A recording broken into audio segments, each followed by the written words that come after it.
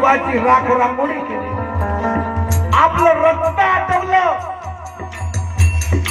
रात्र धडपड केली, किती रात्र दिवसासारखी जागून आपल्या घराचं संगोपन केलं. आणि संगोपनाची जाणी त्याच्या निघून गेलेल्या आत्म्याची मेहनत, निघून गेलेल्या आत्म्याचे कर्म, येते बाबा